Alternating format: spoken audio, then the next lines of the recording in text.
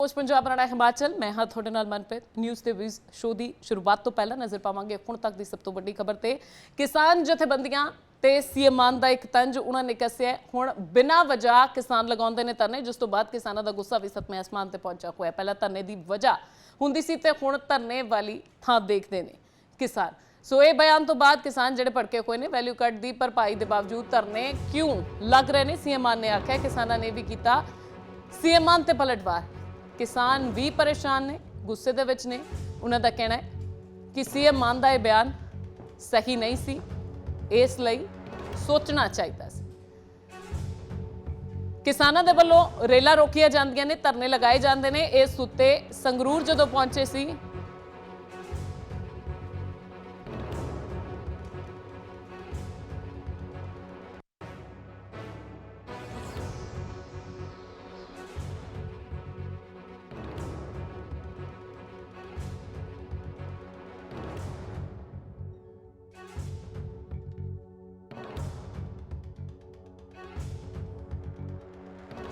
ਤੇ ਹੁਣ ਧਰਨੇ ਦੀ ਥਾਂ ਲੱਭਦੇ ਨੇ ਕਿਸਾਨ ਇਹ ਬਿਆਨ ਸੰਗਰੂਰ ਦੇ ਵਿੱਚ ਇੱਕ ਭਾਸ਼ਣ ਦੌਰਾਨ ਸੀਐਮ ਮਾਨ ਨੇ ਆਖਿਆ ਜਿਸ ਤੋਂ ਬਾਅਦ ਕਿਸਾਨ ਭੜਕੇ ਹੋਏ ਨੇ ਗੁੱਸਾ ਜਤਾਇਆ ਜਾ ਰਿਹਾ ਹੈ ਸੋ ਇੱਕ ਨਵੀਂ ਚਰਚਾ ਜਿਹੜੀ ਹੈ ਸੀਐਮ ਮਾਨ ਦੇ ਇਸ ਬਿਆਨ ਨੇ ਛੇੜ ਦਿੱਤੀ ਹੈ ਬਿਨ ਵਜ੍ਹਾ ਕਿਸਾਨ ਲਾਉਂਦੇ ਨੇ ਧਰਨਾ ਪਰਾਲੀ ਨੂੰ ਅੱਗ ਲਾਉਣ ਤੇ ਨਾੜ ਨੂੰ ਅੱਗ ਲਾਉਣ ਤੇ ਵੀ ਚਿੰਤਾ ਜ਼ਾਹਿਰ ਸੀਐਮ ਮਾਨ ਨੇ ਕੀਤੀ ਵੈਲਿਊ ਕੱਟ ਦੀ ਭਰਪਾਈ ਦੇ ਬਾਵਜੂਦ ਧਰਨੇ ਕਿਉਂ ਲੱਗ ਰਹੇ ਨੇ ਸੀਐਮ ਮਾਨ ਦੇ ਸਵਾਲ ਸੀ ਕਿਸਾਨਾਂ ਨੂੰ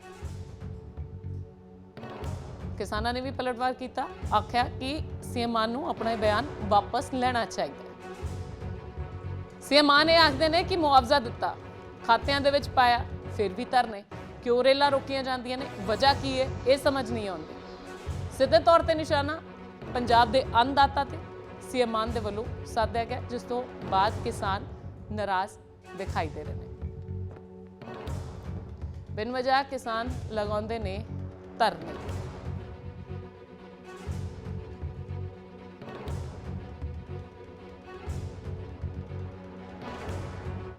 ਹੁਣ 21 ਰੁਪਏ ਪੰਜਾਬ ਸਰਕਾਰ ਨੇ ਉਸ ਦਿਨ ਅਨਾਉਂਸ ਕਰਤੇ ਚੌਥੇ ਦਿਨ ਧਰਨਾ ਲਾ ਲਿਆ ਰੇਲਾਂ ਰੋਕਾਂਗੇ ਜੀ ਮੈਂ ਪੁੱਛਿਆ ਡੀਜੀਪੀ ਨੂੰ ਕਾਹਦੇ ਵਾਸਤੇ ਰੇਲਾਂ ਰੋਕ ਰਹੇ ਜੀ ਕਹਿੰਦੇ ਜੀ ਜਿਹੜਾ ਕੱਟ ਲਾਇਆ ਐਮਐਸਪੀ ਚ ਕੇਂਦਰ ਸਰਕਾਰ ਨੇ ਮੈਂ ਕਿਹਾ ਜੀ ਉਹ ਦੇ ਰਹੀ ਹੈ ਆਪਣੀ ਪੰਜਾਬ ਸਰਕਾਰ ਕਹਿੰਦੇ ਨਾ ਇਹ ਤਾਂ ਭਗਵੰਤ ਮਾਨ ਦੇ ਰਹੇ ਇਸ ਤਾਂ ਮੋਦੀ ਤੋਂ ਲੈਣੇ ਨੇ ਮੈਂ ਕਿਹਾ ਜੀ ਫਿਰ ਜਾਂ ਤਾਂ ਲਿਖ ਕੇ ਦੇ ਦਿਓ ਭਗਵੰਤ ਮਾਨ ਵਾਲੇ ਨਕਲੀ ਨੇ ਨੋਟ जब भगवंत मान वाले चलते नहीं फिर तो लै लो तो नाले जे मैं कहा जी मोदी नाल झगड़ा है पंजाब दी ट्रेनां क्यों रोकियां ने कहते सेंटर दी ने ट्रेनां मैं कहा सवारियां तो पंजाब दी ने फिर उत्थे जंतर मंतर चलते हैं फिर जी उन्होंने लड़ना है बस ऐदा मैं आ गल तुसीं इस गल नाल जे तुसीं मेरे नाल सहमत हो भी बिना किसी गल तो एवें ही पहलां हुंदा सीगा कि जे किसी ने किसी भी जथेबंदी ने ਧਰਨਾ ਲਾਉਣਾ ਹੁੰਦਾ ਸੀ ਉਹ ਵਜ੍ਹਾ ਦੇਖਦੇ ਸੀ ਧਰਨਾ ਲਾਉਣਾ ਹੁੰਦਾ ਸੀ ਪਹਿਲਾਂ ਕਿਸੇ ਜਥੇਬੰਦੀ ਨੇ ਮੁਲਾਜ਼ਮ ਜਥੇਬੰਦੀ ਨੇ ਉਹ ਵਜ੍ਹਾ ਦੇਖਦੇ ਸੀ ਅੱਜ ਕੱਲ੍ਹ ਜਗ੍ਹਾ ਦੇਖਦੇ ਆ ਜਿੱਥੇ ਜਗ੍ਹਾ ਹੈਗੀ ਉੱਥੇ ਚਾਦਰ ਵਿਛਾ ਲਓ ਮੰਗਾਂ ਬਾਅਦ 'ਚ ਦੇਖ ਲਾਂਗੇ ਕਿਹੜਾ ਧਰਨਾ ਲਾ ਲਓ ਬਸ ਮੈਂ ਦੱਸਣਾ ਚਾਹੁੰਦਾ ਕਿ ਦਰੀਆਂ ਤੇ ਬੈਠਣਾ ਕੋਈ ਸੌਖੀ ਗੱਲ ਨਹੀਂ ਇਹਦੇ ਵਿੱਚ ਸਾਨੂੰ ਅਸੀਂ ਨਹੀਂ ਬੈਠਦੇ ਤੁਸੀਂ ਸਾਨੂੰ ਬਿਠਾਉਂਦੇ ਆ ਕਿਉਂਕਿ ਤੁਸੀਂ ਸਾਡੇ ਨਾਲ ਜਿੰਨੀਆਂ ਵੀ ਮੀਟਿੰਗਾਂ ਕੀਤੀਆਂ ਉਹਦੇ ਵਿੱਚ ਵਾਰ-ਵਾਰ ਸਾਡੇ ਨਾਲ ਵਾਅਦੇ ਕਰਕੇ ਮੁੱਕਰੇ ਆ ਨਾ ਤਾਂ ਜੇ ਕਣਕ ਦੇ ਮੁਆਵਜ਼ਾ ਜਿਹੜਾ ਆ ਸਾਨੂੰ ਪੂਰਾ ਮਿਲਿਆ ਜਿਹੜਾ ਫਸਲਾਂ ਦਾ ਨੁਕਸਾਨ ਹੋਇਆ ਨਾ ਹੀ ਅਜੇ ਤੱਕ ਕੋਈ ਲੰਪੀ ਸਕਿਨ ਹੋਰ ਵੀ ਇਹੋ ਜਿਹੀਆਂ ਬਹੁਤ ਵਾਅਦੇ ਆ ਜਿਹੜੇ ਕਰਕੇ ਮੁੱਕਰੇ ਆ ਪਰ ਅੱਜ ਤੁਸੀਂ ਜਿਹੜਾ ਸਾਨੂੰ ਇਹ ਤੁਹਾਡੇ ਜਿਹੜੀ ਬਿਆਨ ਸੀ ਉਹਨੇ ਦੱਸ ਦਿੱਤਾ ਵੀ ਉਹ ਤੁਸੀਂ ਮੀਟਿੰਗ ਦੇ ਵਿੱਚ ਸਿਰਫ ਇੱਕ ਬਿਆਨਬਾਜ਼ੀ ਸੀ ਤੁਹਾਡੀ ਪਰ ਹਕੀਕਤ ਵਿੱਚ ਕੁਝ ਹੋਰ ਸੀ ਉਹ ਹਕੀਕਤ ਅੱਜ ਤੁਹਾਡੀ ਸਾਹਮਣੇ ਆ ਗਈ ਆ ਜੇਕਰ ਤੁਸੀਂ ਆਪਣੇ ਜਿਹੜੇ ਅੱਜ ਸ਼ਬਦ ਵਰਤੇ ਆ ਕਿਸ ਜਥੇਬੰਦੀਆਂ ਪ੍ਰਤੀ ਇਹ ਵਾਪਸ ਨਾ ਲਏ ਤਾਂ ਆਉਣ ਵਾਲੇ ਦਿਨਾਂ ਦੇ ਵਿੱਚ ਇਹਦਾ ਖਮਿਆਜਾ ਭੁਗਤਣ ਲਈ ਤਿਆਰ ਰਹੋ ਦੂਜੇ ਪਾਸੇ ਕਿਰਤਪੁਰ ਸਾਹਿਬ ਦੇ ਵਿੱਚ ਟੁੱਟਿਆ ਉਸਾਰੀ ਅਧੀਨ ਪੁਲ ਟੁੱਟ ਕੇ ਭਾਖੜਾ ਨਹਿਰ ਦੇ ਵਿੱਚ ਡਿੱਗਿਆ ਕਿਸੇ ਵੀ ਜਾਨੀ ਨੁਕਸਾਨ ਤੋਂ ਤਾਂ ਬਚਾਵ ਰਿਹਾ ਪਰ ਚਲਦੇ ਕੰਮ ਦੇ ਵਿੱਚ ਅਜਿਹਾ ਹੋ ਹੀ ਜਾਂਦਾ ਹੈ ਠੇਕੇਦਾਰ ਦਾ ਬਿਆਨ ਸੀ ਇਸ ਉੱਤੇ ਕਿਰਤਪੁਰ ਸਾਹਿਬ ਦੇ ਵਿੱਚ ਇੱਕ ਪੁਲ ਟੁੱਟਿਆ ਟੁੱਟ ਕੇ ਭਾਖੜਾ ਨਹਿਰ ਦੇ ਵਿੱਚ ਡਿੱਗਿਆ ਕਿਸੇ ਵੀ ਜਾਨ ਮਾਲ ਦੇ ਨੁਕਸਾਨ ਤੋਂ ਬਚਾਵ ਰਿਹਾ ਠੇਕੇਦਾਰ ਦਾ ਇਸੇ ਘਟਨਾ ਦੇ ਉੱਤੇ ਬਿਆਨ ਆਉਂਦਾ ਕਿ ਚਲਦੇ ਕੰਮ ਦੇ ਵਿੱਚ ਇਸ ਤਰੀਕੇ ਦੀਆਂ घटनावां हो जांदियां ने तस्वीरां तुहानूं दिखाउने जदों ये घटना वापरदी है पुल जिहड़ा टुट के भाखड़ा नहर दे विच डिग जांदा है चलते काम दौरान ये हादसा वापरिया तस्वीरां तुहानूं दिखा दिंदे हां किस दी लापरवाही है किस दी नहीं, फिलहाल मौके ते अधिकारी तां पहुंचे हुए ने। तस्वीरां जिस वेले पुल डिगदा है नहर दे विच कोई अणसुखावी घटना वापर सकदी सी, पर इस गल तो बचाव रहा। भाखड़ा नहर दे उत्तों ये पुल जांदा सी, काम चल रहा सी, उसारी अधीन सी। उस दौरान यह हादसा वापरदा है, जिस उत्ते ठेकेदार का बयान आउंदा है कि चलते काम दे विच कई बार अजिहियां घटनावां वापर जांदियां ने।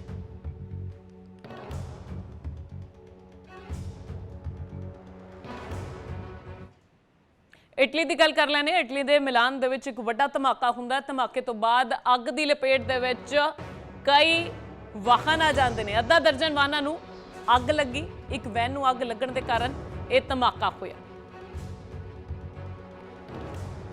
इटली के मिलान दी तस्वीरां तुहानूं दिखाउने आ। ये तस्वीरां ने जदों एक वैन नूं अग लगदी है तां कई गड्डियां इस दी चपेट दे विच आंदियां ने। अद्धा दर्जन तो वध गड्डियां इस वैन दी जदों संपर्क दे विच आउंदियां ने ते कई गड्डियां अग दे हवाले हो जांदियां ने। इटली दे मिलान शहर दे विच एक गड्डी नूं जदों अग लगदी है, कोल जिन्नियां गड्डियां खड़ियां सी वो भी इस दी चपेट दे विच आउंदियां ने। तस्वीरां तुहाडे टीवी स्क्रीन ते ने। इटली दे मिलान दे विच ਇਹ ਹਾਦਸਾ ਵਾਪਰਿਆ।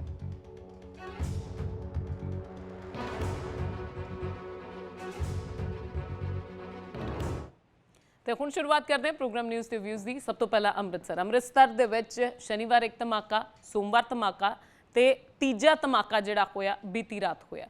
ਸੋ ਇਸ ਉੱਤੇ ਜ਼ਿਆਦਾ ਜਾਣਕਾਰੀ ਦੇਣ ਦੇ ਲਈ ਅੰਮ੍ਰਿਤਸਰ ਤੋਂ ਸਾਡੇ ਸਹਿਯੋਗੀ ਸਮਤਪ੍ਰੀਤ ਮਾਹਲ ਸਾਡੇ ਨਾਲ ਜੁੜਨਗੇ। ਇਸ ਤੋਂ ਇਲਾਵਾ ਪੰਜਾਬ ਦੇ ਵਿੱਚ ਕੀ ਕੁਝ ਵਾਪਰੀ, ਯਾਨੀ ਕਿ ਪ੍ਰਤਾਪ ਸਿੰਘ ਬਾਜਵਾ ਗਵਰਨਰ ਹੋਣਾ ਨੂੰ ਮਿਲੇ ਨੇ, ਇੱਕ ਮੰਗ ਪੱਤਰ ਸੌਂਪਿਆ, ਕਿਸ ਲਈ ਸੌਂਪਿਆ ਉਸ ਉੱਤੇ ਜਾਣਕਾਰੀ ਦਿੰਦੇ ਸਾਨੂੰ ਦਿਖਾਈ ਦੇਣਗੇ ਸਾਡੇ ਸਹਿਯੋਗੀ ਪ੍ਰਿੰਕਾ ਮੀਲੂ। ਦਿੱਲੀ ਦੀ ਗੱਲ ਕਰ ਲੈਂਦੇ ਹਾਂ। ਦਿੱਲੀ ਦੇ ਵਿੱਚ ਐਲਜੀ ਵਿਵਾਦ ਤੇ ਸਰਕਾਰ ਵਰਸਸ ਜਿਹੜਾ ਚੱਲਦਾ ਸੀ ਉਸ ਨੂੰ ਲੈ ਕੇ ਸੁਪਰੀਮ ਕੋਰਟ ਦੇ ਵਿੱਚ ਸੁਣਵਾਈ ਹੋਈ। ਉਸ ਉੱਤੇ ਜ਼ਿਆਦਾ ਜਾਣਕਾਰੀ ਦੇਣ ਦੇ ਲਈ ਸਾਡੇ ਨਾਲ senior journalist Pramod Sharma news room ਤੋਂ ਸਾਡੇ ਨਾਲ ਬਣੇ ਰਹਿਣਗੇ। ਗੈਸ ਲੀਕ ਮਾਮਲਾ, ਅੱਜ ਇੱਕ ਗੈਸ ਲੀਕ ਹੁੰਦੀ ਹੈ ਨੰਗਲ ਦੇ ਵਿੱਚ, ਇੱਕ ਸਕੂਲ ਦੇ ਨਜ਼ਦੀਕ ਹੀ ਗੈਸ ਲੀਕ ਹੁੰਦੀ ਹੈ, ਜਿਸ ਕਾਰਨ ਕਈ ਬੱਚੇ ਤੇ ਕਈ ਅਧਿਆਪਕ ਇਸ ਦੀ ਚਪੇਟ ਵਿੱਚ ਆਏ ਨੇ। ਇਸ ਉੱਤੇ ਜ਼ਿਆਦਾ ਜਾਣਕਾਰੀ ਦੇਣ ਦੇ ਲਈ ਸਾਡੇ ਨਾਲ ਸਾਡੇ ਸਹਿਯੋਗੀ ਚੌਬੇਸ਼ ਲਟਾਵਾ ਸਾਡੇ ਨਾਲ ਸ੍ਰੀ ਅਨੰਦਪੁਰ ਸਾਹਿਬ ਤੋਂ ਜੁੜਨਗੇ। ਦਿੱਲੀ ਦੇ ਜੰਤਰ ਮੰਤਰ ਤੇ ਅੱਜ ਪਹਿਲਵਾਨਾਂ ਦੇ ਵੱਲੋਂ ਬਲੈਕ ਡੇ ਮਨਾਇਆ ਗਿਆ, ਪ੍ਰਦਰਸ਼ਨ ਕੀਤਾ ਗਿਆ। ਸਾਹਿਲ ਰੁਖਾਇਆ ਇਸ ਉੱਤੇ ਜ਼ਿਆਦਾ ਜਾਣਕਾਰੀ ਦਿੰਦੇ ਹੋਏ ਦਿਖਾਈ ਦੇਣਗੇ। ਸਭ ਤੋਂ ਪਹਿਲਾਂ ਗੱਲ ਕਰਾਂਗੇ ਅੰਮ੍ਰਿਤਸਰ ਦੀ। ਸਭ ਤੋਂ ਪਹਿਲਾਂ ਗੱਲ ਕਰਾਂਗੇ ਜੰਤਰ ਮੰਤਰ ਦੀ ਗੱਲ ਕਰ ਲੈਂਦੇ ਹਾਂ। ਜੰਤਰ ਮੰਤਰ ਤੇ ਧਰਨਾ ਦੇ ਰਹੇ ਰੈਸਲਰਾਂ ਦਾ ਦੰਗਲ ਅੱਜ ਵੀ ਜਾਰੀ ਹੈ। ਰੈਸਲਰਾਂ ਨੇ ਅੱਜ ਬਲੈਕ ਡੇ ਮਨਾਇਆ, ਸਿਰ ਤੇ ਕਾਲੀਆਂ ਪੱਟੀਆਂ ਬੰਨ੍ਹ ਕੇ ਪ੍ਰਦਰਸ਼ਨ ਕੀਤਾ ਹੈ। ਕਈ ਦਿਨ ਹੋ ਗਏ ਨੇ ਇਸ ਉੱਤੇ ਧਰਨਾ ਲਗਾਤਾਰ ਦਿੱਤਾ ਜਾ ਰਿਹਾ ਸੀ। ਕਿਸਾਨ ਜਥੇਬੰਦੀਆਂ ਹੱਕ ਦੇ ਵਿੱਚ ਆਈਆਂ, ਪੰਜਾਬ ਤੋਂ ਵੀ ਉੱਠ ਕੇ ਕਿਸਾਨ ਜਥੇਬੰਦੀਆਂ ਆਈਆਂ, ਹਰਿਆਣਾ ਦੇ ਕਿਸਾਨਾਂ ਦਾ, ਖਾਪ ਪੰਚਾਇਤਾਂ ਦਾ ਸਾਥ ਮਿਲਿਆ, ਇੱਥੋਂ ਤੱਕ ਕਿ ਸਿਆਸਤਦਾਨਾਂ ਦਾ ਵੀ ਇਹਨਾਂ ਨੂੰ ਸਾਥ ਮਿਲਿਆ। ਅੱਜ ਇਹਨਾਂ ਦੇ ਵੱਲੋਂ ਬਲੈਕ ਡੇ ਮਨਾਇਆ ਗਿਆ। ਸਿਰ ਤੇ ਕਾਲੀਆਂ ਪੱਟੀਆਂ ਬੰਨ੍ਹ ਕੇ ਇਹਨਾਂ ਪਹਿਲਵਾਨਾਂ ਦੇ ਵੱਲੋਂ ਪ੍ਰਦਰਸ਼ਨ ਜਿਹੜਾ ਅੱਜ ਕੀਤਾ ਗਿਆ, ਨਾਰਾਜ਼ਗੀ ਜਿਹੜੀ ਹੈ ਜਤਾਈ ਗਈ। ਸਾਹਿਲ ਰੁਖਾਇਆ ਇਸ ਖਬਰ ਤੇ ਜ਼ਿਆਦਾ ਜਾਣਕਾਰੀ ਦੇਣ ਦੇ ਲਈ ਸਾਡੇ ਨਾਲ ਬਣੇ ਹੋਏ ਨੇ। ਸਾਹਿਲ, ਅੱਜ ਬਲੈਕ ਡੇ ਇਹਨਾਂ ਪਹਿਲਵਾਨਾਂ ਦੇ ਵੱਲੋਂ ਮਨਾਇਆ ਗਿਆ। ਲਗਾਤਾਰ ਚੇਤਾਵਨੀਆਂ ਪ੍ਰਸ਼ਾਸਨ ਦੇ ਖਿਲਾਫ ਗ੍ਰਿਫਤਾਰੀ ਦੀ ਮੰਗ ਨੂੰ ਲੈ ਕੇ ਅੜੇ ਹੋਏ ਨੇ। ਅੱਜ ਜੋ ਕੁਝ ਵੀ ਹੋਇਆ ਉਸ ਬਾਬਤ ਪੁੱਛਣਾ ਚਾਹਾਂਗੇ।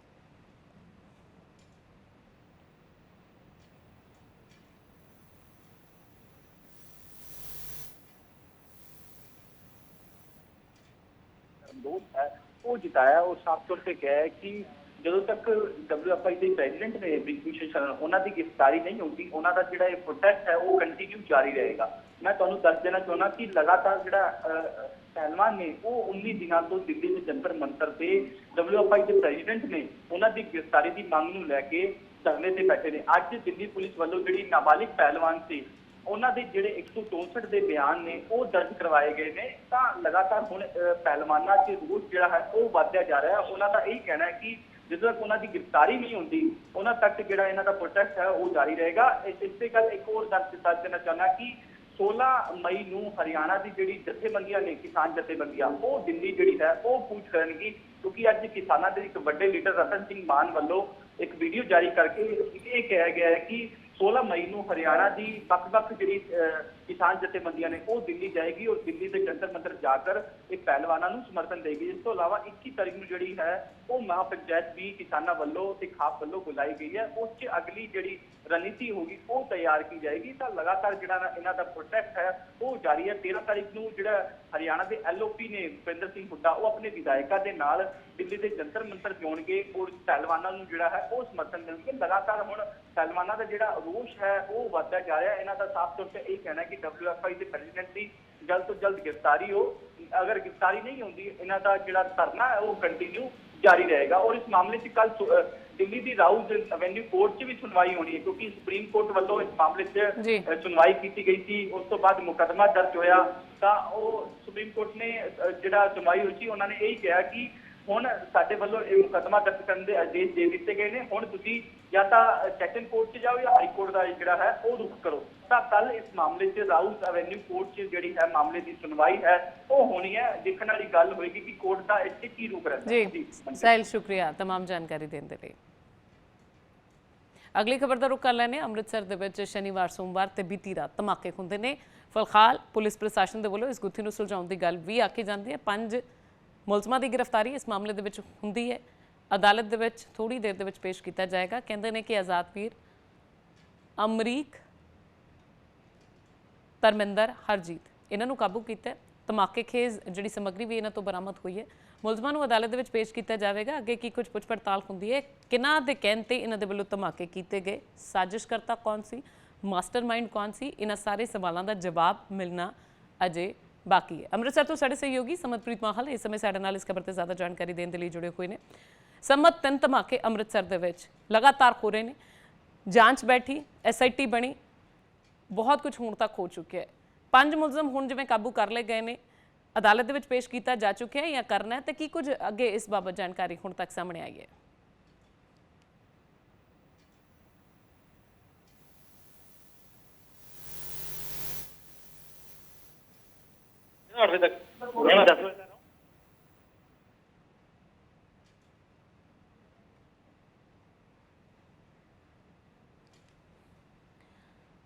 ਅੰਮ੍ਰਿਤਸਰ ਬਲਾਸਟ ਮਾਮਲੇ ਦੇ ਵਿੱਚ ਹੁਣ ਤੱਕ 5 ਲੋਕਾਂ ਨੂੰ ਗ੍ਰਿਫਤਾਰ ਕੀਤਾ ਜਾ ਚੁੱਕਾ ਹੈ। ਗੁਰੂ ਰਾਮਦਾਸ ਸਰਾਂ ਜਿੱਥੇ ਠਹਿਰੇ ਹੋਏ ਸਨ, ਬਾਥਰੂਮ ਵਾਲੀ ਥਾਂ ਦੇ ਵਿੱਚ ਧਮਾਕੇਦਾਰ ਸਮੱਗਰੀ ਜਿਹੜੀ ਹੈ ਇਹਨਾਂ ਨੇ ਲੁਕਾਈ ਹੋਈ ਸੀ।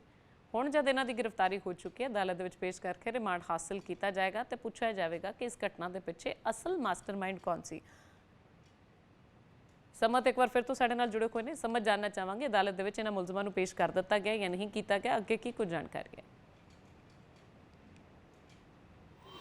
ਦੇਖੋ ਮਨਪ੍ਰੀਤ, 3 ਧਮਾਕੇ ਬੈਕ ਟੂ ਬੈਕ ਜਿਹੜੇ ਅੰਮ੍ਰਿਤਸਰ ਦੇ ਵਿੱਚ ਹੁੰਦੇ ਨੇ। 6 ਮਈ ਨੂੰ ਹੁੰਦਾ ਤੇ ਫਿਰ ਉਸ ਤੋਂ ਬਾਅਦ 8 ਮਈ ਨੂੰ ਹੁੰਦਾ ਤੇ ਅੱਜ ਸਵੇਰੇ ਵੀ ਇੱਕ ਜਿਹੜਾ ਬੰਬ ਧਮਾਕਾ ਜਿਹੜਾ ਉਹ ਗੁਰੂ ਜਿਹੜੇ ਆ ਰਾਮਦਾਸ ਸਰਾਵਾਂ ਦੇ ਨਾਲ ਹੁੰਦਾ ਹੈ। ਤਾਂ ਉਸ ਤੋਂ ਦੇਖਦੇ ਹੋਏ 5 ਗ੍ਰਿਫਤਾਰੀਆਂ ਨੇ ਜਿਹੜੀਆਂ ਪੰਜਾਬ ਪੁਲਿਸ ਵੱਲੋਂ ਕੀਤੀਆਂ ਗਈਆਂ ਨੇ। ਹਾਲਾਂਕਿ ਜਿਹੜੇ ਉਹ 5 ਵਿਅਕਤੀ ਨੇ, ਜਿਹੜੇ ਉਹ 5 ਮੁਲਜ਼ਮ ਨੇ, ਜਿਹੜੇ ਉਹ SGPC ਵੱਲੋਂ ਜਿਹੜੇ ਉਹ ਪੁਲਿਸ ਨੂੰ ਗ੍ਰਿਫਤ ਦੇ ਵਿੱਚ ਦੇ ਦਿੱਤੇ ਗਏ ਸਨ। ਤਾਂ ਮੌਕੇ ਤੇ DGP ਵੱਲੋਂ ਵੀ ਜਿਹੜੀ ਇੱਕ ਪ੍ਰੈਸ ਵਾਰਤਾ ਜਿਹੜੀ ਉਹ ਕਰ ਦਿੱਤੀ ਗਈ ਸੀ। ਸੂਬਾ ਦੇ ਵਿੱਚ DGP ਦੀ ਪ੍ਰੈਸ ਕਾਨਫਰੰਸ ਦਰਮਿਆਨ ਕਾਫੀ ਕੁਝ ਜਿਹੜੇ ਖੁਲਾਸੇ ਨੇ ਉਹ ਸਾਹਮਣੇ ਨਿਕਲ ਕੇ ਆਏ ਨੇ ਕਿ ਜੋ 5 ਵਿਅਕਤੀ ਸਨ ਜਿਨ੍ਹਾਂ ਦੇ ਵਿੱਚ ਜੇਕਰ ਗੱਲ ਕੀਤੀ ਜਾਵੇ ਤਾਂ ਆਜ਼ਾਦ ਵੀਰ ਅਤੇ ਅਮਰੀਕ ਸਿੰਘ ਮੇਨ ਜਿਹੜੇ ਦੋਸ਼ੀ ਨੇ ਉਹ ਪਾਏ ਜਾ ਰਹੇ ਨੇ, ਕਿਉਂਕਿ ਮੁਲਜ਼ਮ ਦੇ ਤੌਰ ਦੇ ਉੱਤੇ ਆਜ਼ਾਦ ਵੀਰ ਅਤੇ ਅਮਰੀਕ ਸਿੰਘ ਵੱਲੋਂ ਹੀ ਜਿਹੜਾ ਇਹ ਬੰਬ ਹੈ, ਜਿਹੜਾ IED ਹੈ, ਜਿਹੜਾ ਉਹ ਪਲਾਂਟ ਕੀਤਾ ਗਿਆ ਸੀ। ਤੇ ਇਸ ਦੇ ਨਾਲ ਨਾਲ ਤੁਹਾਨੂੰ ਦੱਸ ਦੇਣਾ ਚਾਹੁੰਦੇ ਕਿ ਉਹਨਾਂ ਦੇ ਨਾਲ ਨਾਲ 3 ਵਿਅਕਤੀ ਹੋਰ ਜਿਹੜੇ ਇਸ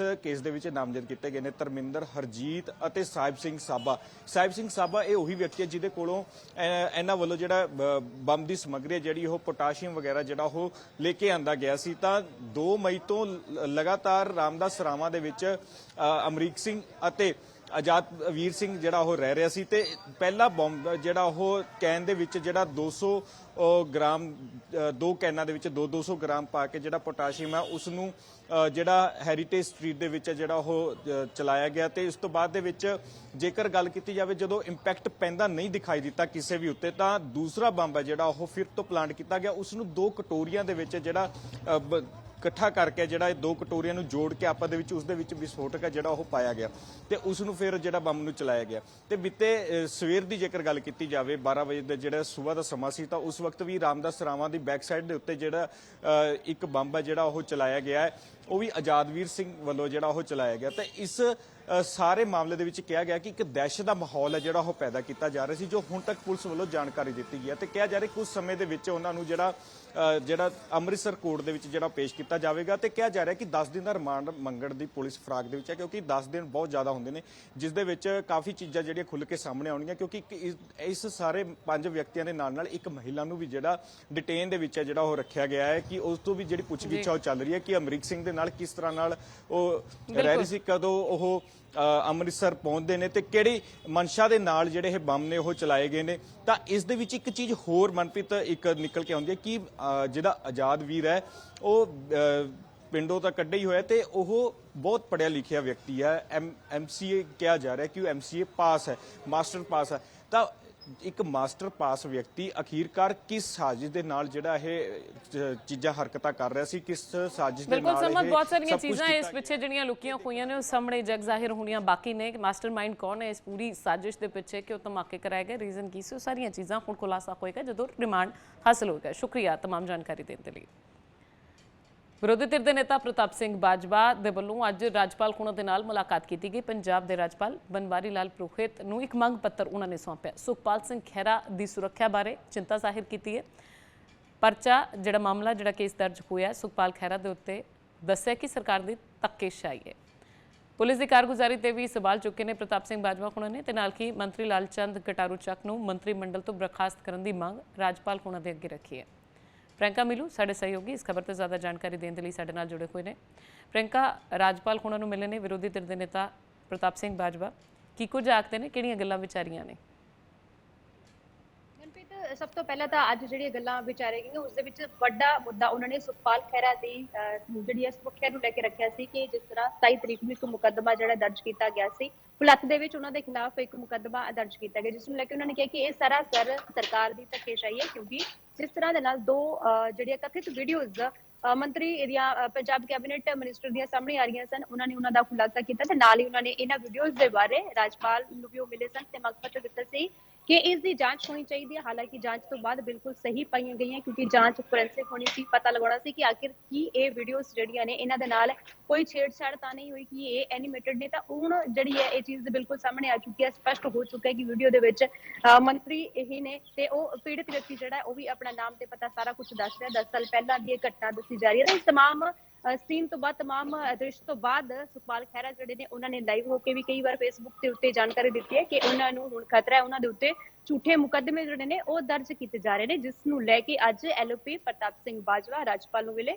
ਉਹਨਾਂ ਨੇ ਮੰਗ ਪੱਤਰ ਦਿੱਤਾ ਕਿ ਉਹਨਾਂ ਨੂੰ ਪੁਖਤਾ ਜਿਹੜੀ ਸੁਰੱਖਿਆ ਸੁਖਪਾਲ ਖਹਿਰਾ ਨੂੰ ਪ੍ਰਦਾਨ ਕੀਤੀ ਜਾਵੇ।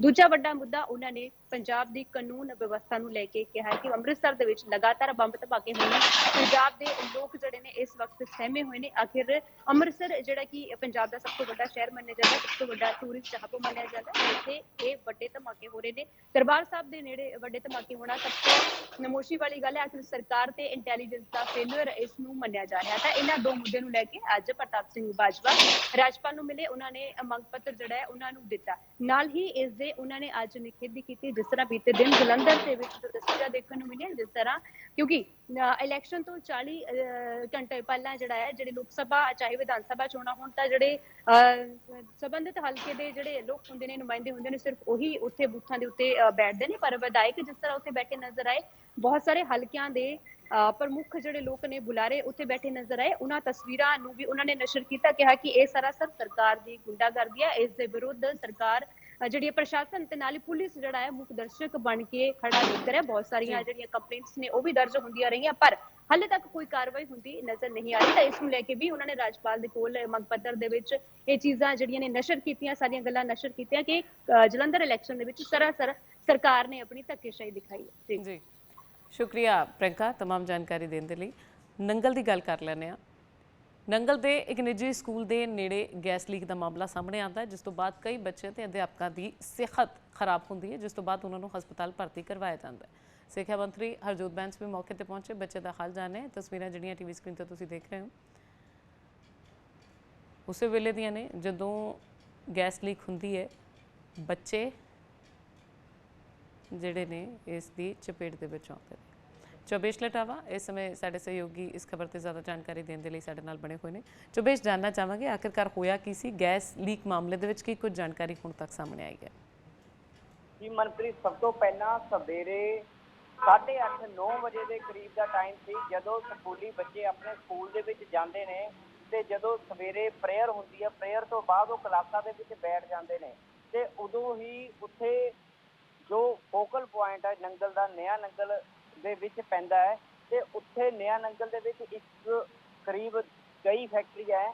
ਉਹਨਾਂ ਫੈਕਟਰੀਆਂ ਦੇ ਵਿੱਚੋਂ ਪਤਾ ਨਹੀਂ ਕਿਹੜੀ ਫੈਕਟਰੀ ਦੇ ਵਿੱਚੋਂ ਹਰੇ ਜਾਂਚ ਦਾ ਵਿਸ਼ਾ ਹੈ ਵੀ ਕਿਸੇ ਫੈਕਟਰੀ ਦੇ ਵਿੱਚੋਂ ਜ਼ਹਿਰੀਲੀ ਜੋ ਗੈਸ ਹੈ ਉਹ ਬੱਚਿਆਂ ਨੂੰ ਉਸਨੇ ਘੇਰਾ ਪਾ ਲਿਆ ਤੇ ਉਹ ਸਕੂਲ ਦੇ ਨਜ਼ਦੀਕ ਹੀ ਬੱਚਿਆਂ ਦੇ ਸਾਰੇ ਬੱਚਿਆਂ ਨੂੰ ਜੋ ਰੂਮਸ ਦੇ ਵਿੱਚ ਕਲਾਸਰੂਮ 'ਚ ਬੈਠੇ ਹੋਏ ਸੀ ਉਹਨਾਂ ਨੂੰ ਖਾਰਸ਼ ਤੇ ਖੰਘ ਦੀ ਸ਼ਿਕਾਇਤ ਜੋ ਹੈ ਆਣੀ ਸ਼ੁਰੂ ਹੋ ਗਈ, ਜਿਸ ਦੇ ਨਾਲ ਉਹਨਾਂ ਦੇ ਗਲੇ ਦੇ ਵਿੱਚ ਵੀ ਖਰਾਸ਼ ਹੋਣੀ ਸ਼ੁਰੂ ਹੋ ਗਈ ਤੇ ਇਸ ਦੇ ਨਾਲ ਹੀ ਜਦੋਂ ਪਤਾ ਲੱਗਿਆ ਤਾਂ ਸਕੂਲ ਦੇ ਅਧਿਆਪਕ ਸਾਹਿਬਾਨ ਤੇ ਪ੍ਰਿੰਸੀਪਲ ਸਾਹਿਬਾਨ ਨੇ ਪੁਲਿਸ ਨੂੰ ਫੋਨ ਕੀਤਾ। ਪੁਲਿਸ ਦੇ ਨਾਲ ਹੀ ਜਦੋਂ ਸਿਹਤ ਵਿਭਾਗ ਦੀ ਟੀਮ ਨੰਗਲ ਦੇ ਸਰਕਾਰੀ ਹਸਪਤਾਲ ਦੇ SMO ਆਪਣੇ ਡਾਕਟਰਾਂ ਦੀ ਟੀਮ ਨਾਲ ਜਦੋਂ ਉੱਥੇ ਪੁੱਜੇ ਤਾਂ ਸਕੂਲ ਨੂੰ ਖਾਲੀ ਕਰਵਾ ਦਿੱਤਾ ਜਾਂਦਾ ਹੈ ਤੇ ਨਾਲ ਹੀ ਹਲਕਾ ਵਿਧਾਇਕ ਜੋ ਸਿੱਖਿਆ ਮੰਤਰੀ ਹਰਜੋਤ ਬੈਂਸ ਨੇ ਉਹਨਾਂ ਦਾ ਹਲਕਾ ਇਹ ਪੈਂਦਾ ਹੈ ਤੇ ਮੌਕੇ ਤੇ ਕਰੀਬ 15-20 ਮਿੰਟਾਂ ਦੇ ਵਿੱਚ ਹੀ ਹਲਕਾ ਵਿਧਾਇਕ ਸਿੱਖਿਆ ਮੰਤਰੀ ਡਾਕਟਰ ਹਰਜੋਤ ਸਿੰਘ ਬੈਂਸ ਜੋ ਹੈ ਮੌਕੇ ਤੇ ਪਹੁੰਚਦੇ ਨੇ ਤੇ ਉਹਨਾਂ ਨੇ ਸਕੂਲ ਨੂੰ ਜਲਦ ਖਾਲੀ ਕਰਵਾ ਲਿਆ ਤੇ ਇਹਨਾਂ ਬੱਚਿਆਂ ਨੂੰ ਐਂਬੂਲੈਂਸ ਤੇ ਪ੍ਰਾਈਵੇਟ ਵਾਹਨਾਂ ਦੇ ਰਾਹੀਂ ਸਰਕਾਰੀ ਹਸਪਤਾਲ ਨੰਗਲ ਲੈ ਜਾਇਆ ਗਿਆ। ਜੀ ਮਨਪ੍ਰੀਤ ਜੀ ਸ਼ੁਕਰੀਆ ਚੋਬੇਸ਼ तमाम ਜਾਣਕਾਰੀ ਦੇਣ ਦੇ ਲਈ। ਅਗਲੀ ਖਬਰ ਦਾ ਵੀ ਰੁਕ ਕਰ ਲੈਂਦੇ ਹਾਂ। ਸੁਪਰੀਮ ਕੋਰਟ ਦਾ ਅੱਜ ਇੱਕ ਅਹਿਮ ਫੈਸਲਾ ਦਿੱਲੀ ਸਰਕਾਰ ਦੇ ਹੱਕ ਵਿੱਚ ਆਇਆ। ਕੇਜਰੀਵਾਲ ਸਰਕਾਰ ਨੂੰ ਸੁਪਰੀਮ ਰਾਹਤ ਅੱਜ ਮਿਲੀ ਹੈ। ਦਿੱਲੀ ਸਰਕਾਰ ਤੇ LG ਵਿਵਾਦ ਤੇ ਸੁਪਰੀਮ ਕੋਰਟ ਦਾ ਇੱਕ ਫੈਸਲਾ ਸਾਹਮਣੇ ਆਉਂਦਾ ਹੈ। ਦਿੱਲੀ ਤੇ ਚੁਣੀ ਹੋਈ ਸਰਕਾਰ ਦਾ ਅਧਿਕਾਰ ਦਾ ਅਧਿਕਾਰੀਆਂ ਦੀ ਤੈਨਾਤੀ ਤੇ ਤਬਾਦਲੇ ਦੇ ਉੱਤੇ ਦਿੱਲੀ ਸਰਕਾਰ ਦਾ ਅਧਿਕਾਰ ਹੈ। LG ਨੂੰ ਮੰਨਣੀ ਹੋਵੇਗੀ ਸਰਕਾਰ ਦੀ ਸਲਾਹ। ਸੋ ਇਹ ਸਾਰੀਆਂ ਚੀਜ਼ਾਂ ਅੱਜ ਵਿਚਾਰੀਆਂ ਗਈਆਂ ਨੇ। ਇਸ ਖਬਰ ਦੇ ਉੱਤੇ ਜ਼ਿਆਦਾ ਜਾਣਕਾਰੀ ਦੇਣ ਦੇ ਲਈ ਸਾਡੇ ਨਾਲ ਸੀਨੀਅਰ ਜਰਨਲਿਸਟ ਪ੍ਰਮੋਦ ਸ਼ਰਮਾ ਇਸ ਸਮੇਂ ਨਿਊਜ਼ ਰੂਮ ਤੋਂ ਸਾਡੇ ਨਾਲ ਲਾਈਵ ਬਣੇ ਹੋਏ ਨੇ। ਪ੍ਰਮੋਦ, ਜਾਣਨਾ ਚਾਹਾਂਗੇ ਜਿਹੜੀ ਕਈ ਮਹੀਨਿਆਂ ਤੋਂ ਕਹਿ ਸਕਦੇ ਹਾਂ ਜਾਂ ਦਿੱਕਤਾਂ ਆਉਂਦੀਆਂ ਸਨ LG ਵਰਸਸ ਦਿੱਲੀ ਸਰਕਾਰ ਜਿਹੜਾ ਕੰਮ ਚੱਲਦਾ ਸੀ, ਹੁਣ ਕਿਹੜੇ ਅਧਿਕਾਰ ਕਿਹਦੇ ਕੋਲ ਨੇ, ਇਹ ਸਭ ਸੁਪਰੀਮ ਕੋਰਟ ਨੇ ਅੱਜ ਕਲੀਅਰ ਕਰ ਦਿੱਤਾ ਹੈ। ਕੀ ਕੁਝ ਨਵਾਂ इस में देखने को मिले उस बारे जानकारी हासिल करना चाहेंगे। मैं आपको बता दूं कि ये मामला महीनों का नहीं है, ये मामला सालों का है। 14 फरवरी 2019 को इस मामले में सुप्रीम कोर्ट में सुनवाई हुई थी और उसका फैसला आया था, लेकिन जो उस पीठ के जज थे उसमें 2 जज थे, दोनों का मत अलग अलग था। एक का कहना था कि केंद्र सरकार के पास ही ये अधिकारियों के तबादले पोस्टिंग का अधिकार होना चाहिए, दूसरे का मत था कि ये अधिकार राज्य सरकार को मिलना चाहिए। ये क्योंकि दोनों जजों की राय अलग अलग थी, लिहाजा इसको बड़ी पीठ के लिए ट्रांसफ़र किया गया इस मामले को। और अब ये क्योंकि संवैधानिक व्यवस्था से जुड़ा मामला था, क्योंकि दिल्ली केंद्र शासित राज्य है, तो एक संवैधानिक पीठ बनाई गई इसके लिए। DY चंद्रचूड़ जो इस समय चीफ जस्टिस ऑफ इंडिया हैं, सुप्रीम कोर्ट के चीफ जस्टिस हैं, उनकी अगुवाई में 5 सदस्यीय जजों की एक संविधान पीठ बनाई गई जो इस मामले की सुनवाई कर रही थी। और पिछली 18 जनवरी 2023 को इस मामले में फैसला सुरक्षित रख लिया गया था, जिसको आज सुनाया गया। और देखा जाए तो दिल्ली के लिहाज से ये एक ऐतिहासिक फैसला है और सिस्टम को बदलने वाला फैसला है कि सिस्टम का संचालन कौन करेगा। अभी तक जो लड़ाई ये होती थी कि दिल्ली में जनता की चुनी हुई सरकार है, लेकिन दिल्ली क्योंकि केंद्र शासित राज्य है, यूटी स्टेट है, तो वहाँ पर पूर्ण राज्य की तरह पूरी स्वतंत्रता नहीं थी कि जो भी निर्णय लेगी वो सरकार लेगी या मुख्यमंत्री के स्तर पे होंगे। तो हो ये रहा था अब तक कि जो भी फैसले दिल्ली सरकार के द्वारा लिए जाते थे, खासकर अधिकारियों की ट्रांसफर पोस्टिंग के मामले में, तो वो LG के लेवल पर रोक दिए जाते थे कि आपने मेरी सलाह क्यों नहीं ली या मुझसे पहले सहमति अनुमति क्यों नहीं ली। तो इसी को लेकर केजरीवाल सरकार सुप्रीम कोर्ट गई थी और आज जो फैसला सुप्रीम कोर्ट ने सुनाया है उसने साफ साफ कहा है कि दिल्ली में प्रशासनिक व्यवस्था के तहत तबादले पोस्टिंग का अधिकार दिल्ली की चुनी हुई सरकार को होगा। राज्यपाल दिल्ली सरकार की सलाह और मदद से प्रशासन चलाएंगे। उपराज्यपाल को अब सीधे जो है तौर पर इस मामले में निर्णय लेने का अधिकार नहीं होगा। जो दिल्ली सरकार ट्रांसफ़र पोस्टिंग करेगी उसमें उनकी सलाह को मानेंगे और उसकी मदद से प्रशासन को चलाएंगे। कुछ जो एग्जीक्यूटिव मामले हैं उनकी पावर जरूर उपराज्यपाल के पास रहेगी। साथ ही साथ मैं आपको ये बता दूं कि सुप्रीम कोर्ट ने ये भी साफ किया है कि जो पुलिस की व्यवस्था है दिल्ली की, जो पब्लिक से जुड़े मामले हैं, दिल्ली पुलिस, पब्लिक और जो ज़मीन के जुड़े मामले हैं वो केंद्र सरकार के पास ही रहेंगे। तो यानी कि दिल्ली पुलिस अभी भी केंद्र सरकार के अधीन ही रहेगी, उस पर केजरीवाल सरकार या दिल्ली में जो भी सरकार आगे भविष्य में होगी उसका कोई नियंत्रण नहीं होगा। जो केजरीवाल की सरकार है वो जो प्रशासनिक व्यवस्था में जो सरकारी विभागों के अधिकारी हैं उनके तबादले पोस्टिंग वो जरूर कर सकेंगे। इस फैसले को केजरीवाल सरकार ने इसकी सराहना की है और कहा कि इससे दिल्ली की सरकार को गति मिलेगी, विकास के काम में तेजी आएगी। अभी तक हर काम में हमारे अड़ंगा अड़ाया जा रहा था, हम चुनी हुई सरकार हैं, हमारी जवाबदेही है जनता के प्रति, और सुप्रीम कोर्ट ने भी इस बात को माना है। उन्होंने ये भी कहा है कि जो दिल्ली की विधानसभा है उसको कानून बनाने का पूरा अधिकार है, वो कानून बनाएंगे। जी मनप्रीत जी शुक्रिया प्रमोद। हुण जिवें कि सब ਦੀਆਂ ਡਿਊਟੀਆਂ ਕਲੀਅਰ ਹੋ ਚੁੱਕੀਆਂ ਨੇ, ਐਲਜੀ ਵੱਲੋਂ ਵੀ ਜੋ ਕੁਝ ਉਹਨਾਂ ਨੇ ਫੈਸਲੇ ਲੈਣੇ ਨੇ ਤੇ ਦਿੱਲੀ ਸਰਕਾਰ ਕਿਹੜੇ-ਕਿਹੜੇ ਫੈਸਲੇ ਲੈ ਸਕਦੀ ਹੈ, ਕਿ ਕੁਝ ਉਹਨਾਂ ਦੇ ਹੱਕ ਵਿੱਚ ਹੋਏਗਾ, ਬਹੁਤ ਸਾਰੀਆਂ ਗੱਲਾਂ ਜਿਹੜੀਆਂ ਨੇ ਕਲੀਅਰ ਹੋ ਚੁੱਕੀਆਂ ਨੇ। ਸੁਪਰੀਮ ਰਾਹਤ ਦਿੱਲੀ ਸਰਕਾਰ ਨੂੰ ਮਿਲੀ ਹੈ। ਫਿਲਹਾਲ ਨਿਊਜ਼ ਤੇ ਵਿਊਜ਼ ਦੇ ਵਿੱਚ ਬਸ ਇੰਨਾ ਹੀ। ਦਿਓ ਇਜਾਜ਼ਤ, ਬਣੇ ਰਹੋ ਡੇਲੀ ਪੋਸਟ ਪੰਜਾਬ, ਹਰਿਆਣਾ, ਹਿਮਾਚਲ ਦੇ ਨਾਲ। ਸ਼ੁਕਰੀਆ।